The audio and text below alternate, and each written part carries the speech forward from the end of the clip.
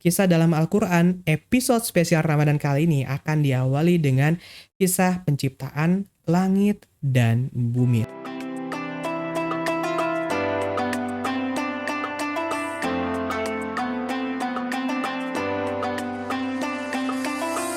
Bismillahirrahmanirrahim.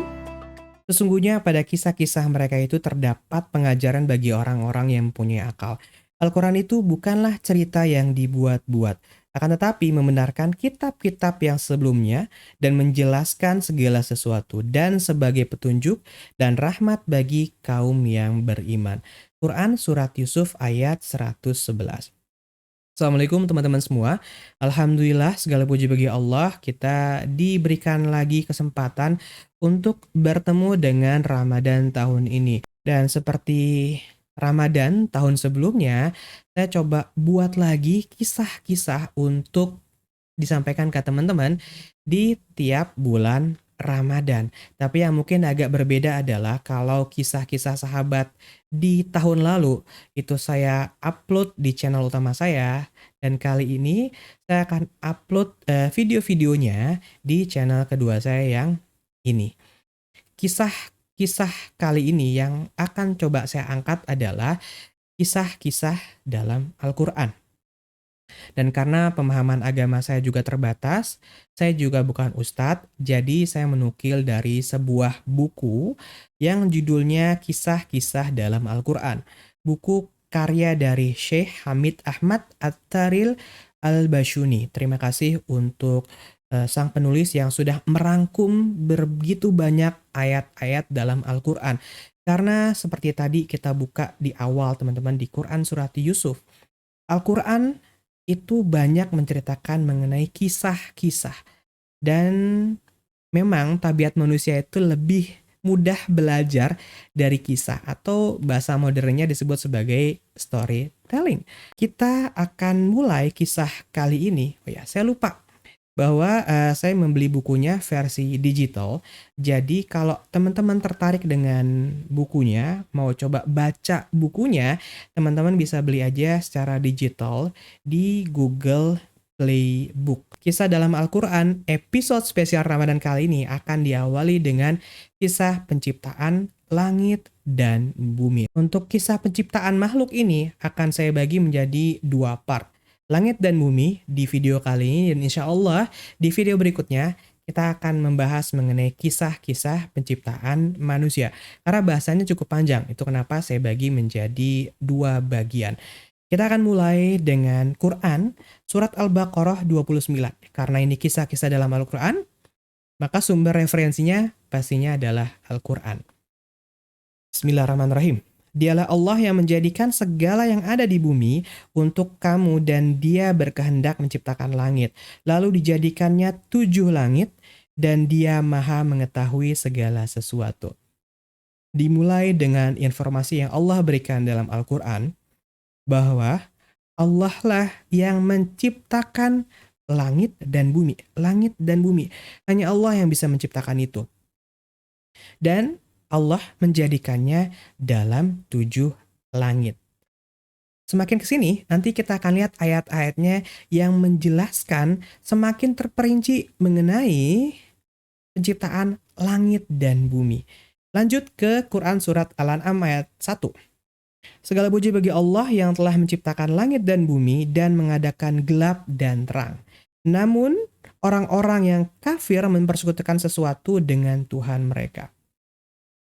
Di sini Allah menceritakan lagi bahwa selain menciptakan langit dan bumi, Allah mengadakan gelap dan terang. Kalau di era modern ini, kita sudah tahu dengan teknologi, pastinya gelap dan terang itu adalah perputaran bulan dan matahari. Makanya ada sisi bumi yang gelap dan ada sisi bumi yang terang. Lanjut ke ayat berikutnya, Quran Surat Al-Anbiya ayat 30. Dan apakah orang-orang kafir tidak mengetahui bahwasanya langit dan bumi itu keduanya dulu adalah sesuatu yang padu. Jadi Allah pada mulanya menciptakan langit dan bumi itu menjadi sebuah kesatuan, belum terpisah. Kemudian kami pisahkan di antara keduanya. Ada berbagai macam teori mengenai terciptanya bumi, salah satunya teori Big Bang kalau saya nggak salah, dan Allahu alam, Allah yang tahu semuanya.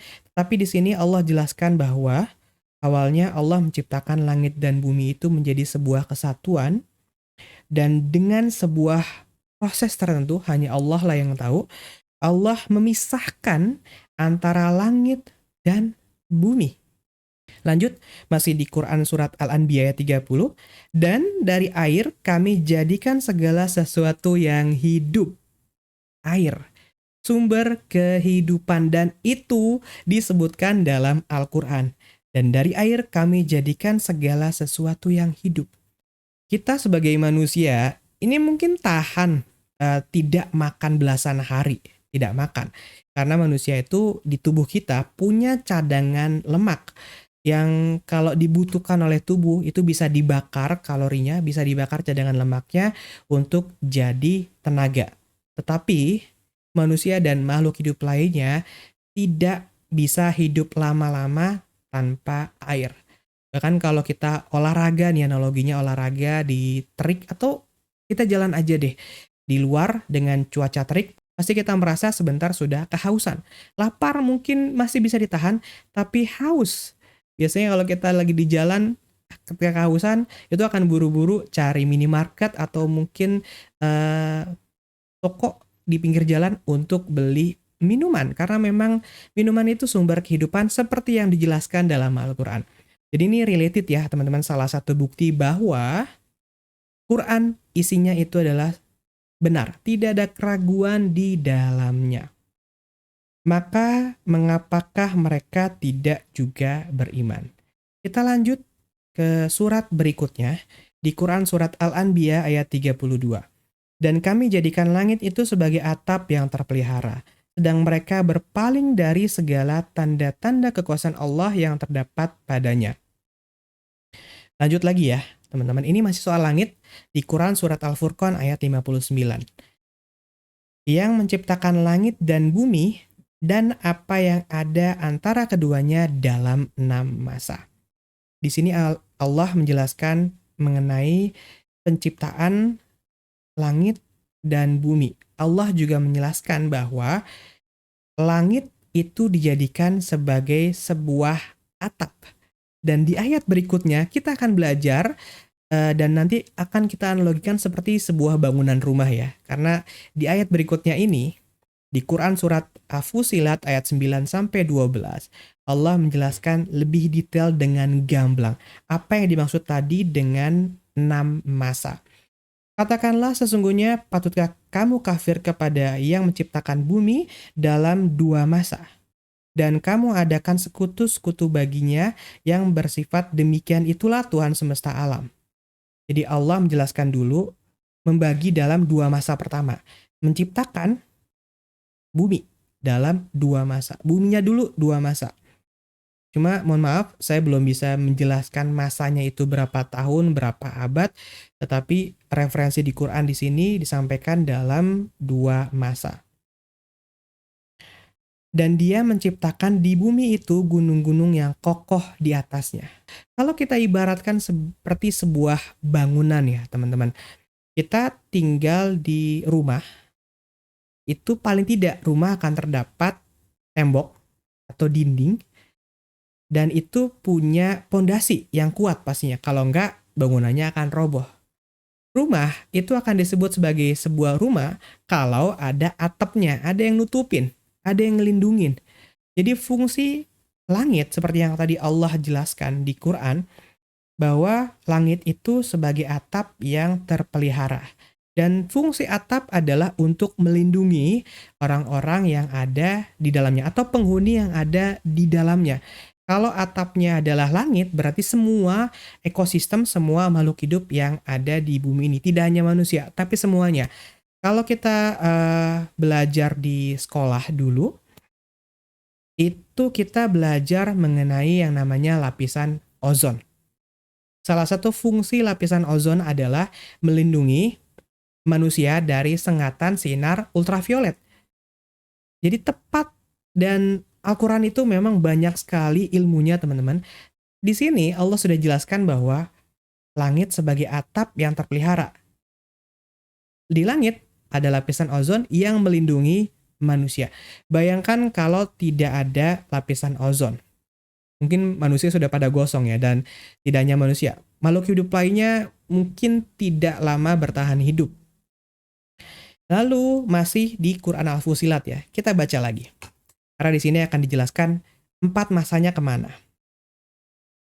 Dia memberkahinya dan dia menentukan padanya kadar makanan-makanan penghuninya dalam 4 masa. Dan 4 masa itu digunakan oleh Allah untuk menciptakan isinya. Karena Allah di sini bilang menentukan padanya kadar makanan-makanan penghuninya. Jadi semua yang ada di bumi ini, baik makhluk terkecil pun yang bisa kita lihat seperti semut, atau makhluk hidup yang tidak bisa kita lihat dengan mata telanjang seperti ini, seperti bakteri, itu sudah ditentukan oleh Allah kadar rezekinya. Apalagi kita sebagai manusia. Jadi tugas kita sebagai manusia itu nggak perulah gontok-gontokan, nggak perlu rebut sana-sini, karena setiap orang, setiap kita itu sudah dipastikan dan sudah dijamin oleh Allah rezekinya. Tinggal karena kita sebagai manusia itu diberikan kemampuan lebih dibandingkan makhluk-makhluk lainnya, tugasnya manusia tinggal berusaha semampu yang kita bisa. Berusaha semampu yang kita bisa ya teman-teman. Bukan sedikit-dikit langsung ngeluh, sedikit-dikit langsung ngeluh. Tapi berusaha semampu yang kita bisa. Urusan berapa besar rezekinya, biarlah Allah yang menentukan kadar untuk kita masing-masing. Masih di Quran surat Al-Fusilat.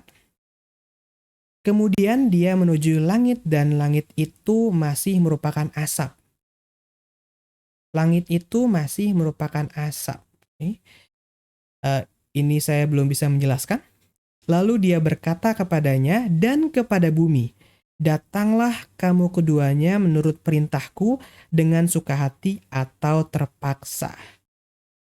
Jadi Allah memberitahukan di Quran surat Al-Fusilat bahwa bumi dan langit itu adalah makhluk juga. Karena mereka dipanggil sama Allah. Hidup. Cuma kita tidak bisa ngelihat hidupnya seperti apa. Tapi hidup, langit dan bumi itu makhluk juga yang diciptakan oleh Allah. Makanya dipanggil dan ditanya datangnya suka hati atau terpaksa. Keduanya menjawab, kami datang dengan suka hati. Maka dia menjadikannya 7 langit dalam 2 masa, dan dia mewahyukan pada tiap-tiap langit urusannya. Jadi penciptaan langit ini sama dengan penciptaan bumi ya. Diciptakan dengan 2 masa. Dan kami hiasi langit yang dekat dengan bintang-bintang yang cemerlang dan memeliharanya dengan sebaik-baiknya. Salah satu bukti lagi bahwa Al-Quran itu isinya tidak perlu diragukan ya teman-teman. Kalau kita keluar rumah malam-malam, langitnya cerah, kita kadang bisa melihat ada gemerlap bintang-bintang di langit, padahal itu mungkin jaraknya sangat jauh dari bumi. Tapi karena kita di bumi itu ada penerangannya adalah matahari, jadi ada pantulan dari bintang-bintang yang bisa kita lihat dari bumi. Ya mungkin bintang-bintang itu bisa saja ukurannya jauh lebih besar daripada bumi kita sendiri. Karena bumi itu kalau kita belajar fisika ya, kalau nggak salah. Kalau kita belajar fisika, bumi itu bagian kecil dari tata surya. Bagian kecil dari planet-planet. Ada planet-planet yang menurut penelitian, para peneliti, itu jauh lebih besar diameternya daripada bumi. Dan kita ada di galaksi Bima Sakti. Berarti kalau ada galaksi Bima Sakti, mungkin ada galaksi-galaksi yang lainnya. Begitu kecilnya manusia ya teman-teman. Karena bumi aja itu elemen yang sangat kecil dalam sistem tata surya. Apalagi kita sebagai manusia. Jadi ini pelajaran yang sangat berharga. Karena kita kecil, kita itu nggak ada apa-apanya sebenarnya teman-teman. Jadi nggak layak manusia itu sombong. Manusia tempatnya salah, termasuk saya. Kalau kita salah, kita harus tobat dan minta ampun sama Allah. selama masih hayat di kandung badan. Kita ke surat Qaf ayat 38. Dan sesungguhnya telah kami ciptakan langit dan bumi dan apa yang ada di antara keduanya dalam 6 masa. Dan kami sedikit pun tidak ditimpa keletihan. Nggak ada letih-letihnya bagi Allah untuk membuat semua ini. Kita sebagai manusia punya keterbatasan. Bahkan saya aja buat video seperti ini itu ada keterbatasan teman-teman. Bicara ada keterbatasan berapa lama saya tahan untuk berbicara panjang. Tapi Allah tidak ada letihnya menciptakan langit dan bumi. Dan Allah karena Allah itu menciptakan bumi dengan segala isinya dan memberikan rezeki, Allah juga tidak ada capek-capeknya, bahkan nggak pernah capek memberikan rezeki untuk semua manusia. Bahkan saat kita itu mungkin tidak sedang taat pada Allah, tapi Allah tetap memberikan rezeki pada kita. Itu membuktikan betapa sayangnya Allah buat kita, teman-teman. Lanjut ke ayat berikutnya, Quran Surat An-Naba ayat 6 dan 7. Bukankah kami telah menjadikan bumi itu sebagai hamparan dan gunung-gunung sebagai pasak? Di sini dijelaskan lagi bahwa gunung-gunung itu tugasnya adalah sebagai tiang-tiang penyangga, sebagai pasak. Dan bumi itu dihamparkan untuk manusia. Kalau kita melihat bola dunia itu kan bentuknya bulat nih.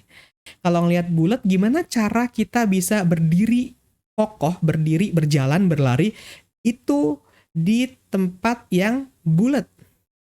Anggaplah bola. Kalau kita diri di atas bola, itu kan susah pastinya karena selalu berputar. Tapi Allah menghamparkan isi dunia untuk manusia.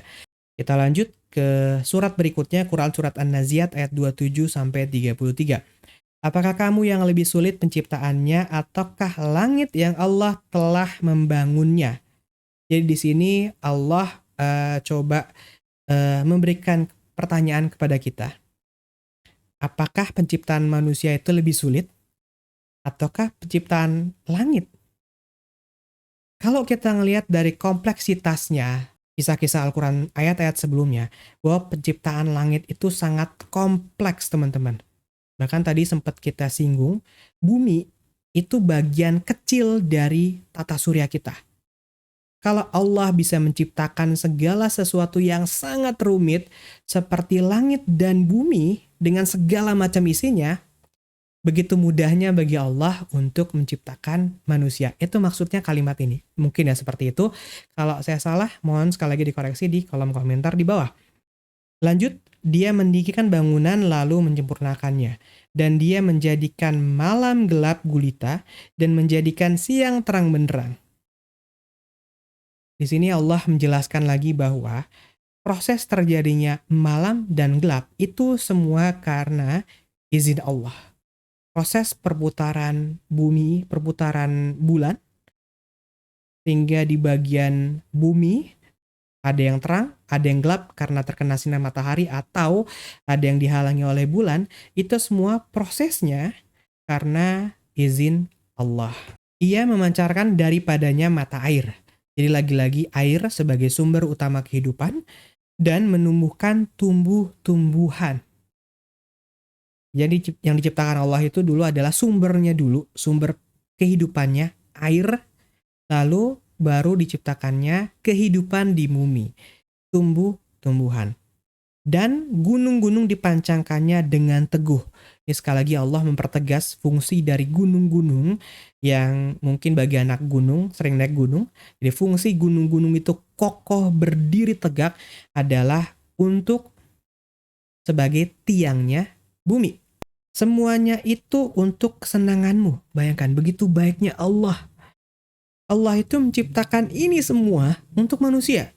Tapi kita kadang, ya termasuk diri saya, kadang kita masih abai, masih tidak patuh dengan perintah-perintah Allah. Dan semoga saja Ramadan kali ini bisa membuat kita menjadi manusia yang lebih baik ya, teman-teman.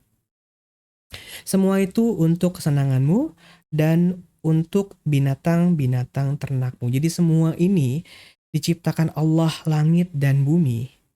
Itu tujuannya adalah untuk manusia.